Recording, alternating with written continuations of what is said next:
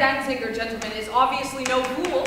If such a highly educated German writer is moved to compare Miss Frank to a prophet, who are we to say? Mrs. Phillips are an Orthodox synagogue in Victoria, not some liberal university in Berlin.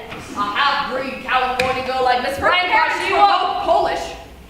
Her great-grandfather was Rabbi Elijah ben Solomon. What?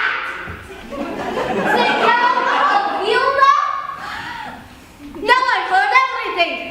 Gentlemen, this Ray Frank person sounds like a charlatan to me. Something out of Buffalo Bill's Wild West. Yeah, over my dead body, she's speaking in our synagogue. Or opening her hair.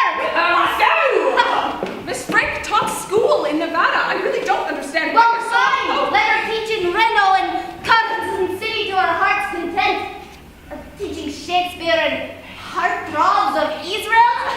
But not in our temple.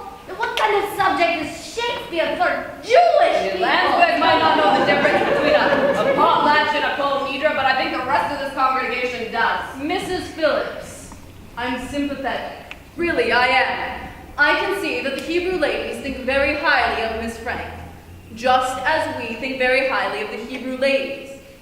We've always appreciated your work on our behalf, and we will continue to commend you warmly for it.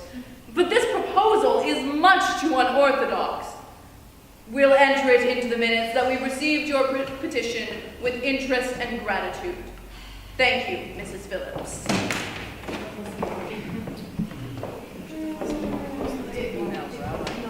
But a speaker of Miss Frank's fame, if she gave a public lecture, we could sell tickets. 200 tickets at 50 cents each would raise her whole salary. Thank you, Mrs. Phillips. We have a very full agenda today, so if that's all you came here to say. Mr. President, our very survival is at stake. After another new year with no rabbi, how many members do you think we'll have left? City Hall would love to get its hands on these buildings. Soon we won't be able to stop them. What is she talking about? There's a clause.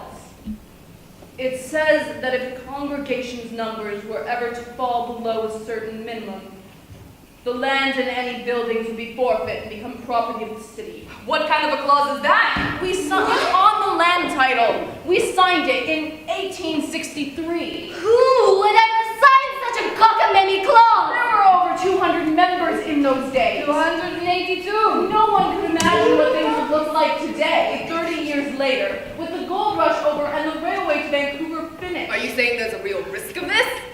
For a proper legal opinion, we'd have to ask Schultz, but if the numbers ever did fall below the minimum, I believe the city could commence legal action. Unbelievable! We're gonna end up in the courts now? Is that what's gonna happen? Gentlemen, my mother-in-law crossed Panama on a donkey. My father-in-law built Western Canada's first soda water factory, baked its first matzah. We have a proud heritage here, and we're not going to stand idly by as it fades away from infighting and neglect. We need a rabbi. We need to increase our numbers. Miss Frank answers both needs. If we don't grasp this life preserver now, by the end of the year, our congregation could be lost. I think you're exaggerating the danger, Mrs. Phillips. Counting all the remaining men, women, and children, I'm pretty sure we're fine.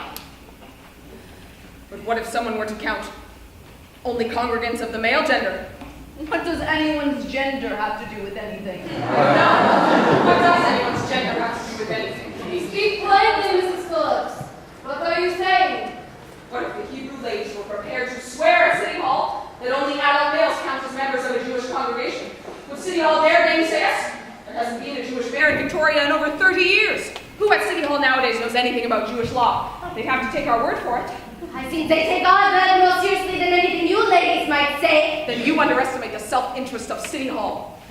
If it ever came to that, to a case of our word against yours, the prospect of getting hold of this land and these buildings free of charge would be more than enough for the city to incline to side with the ladies.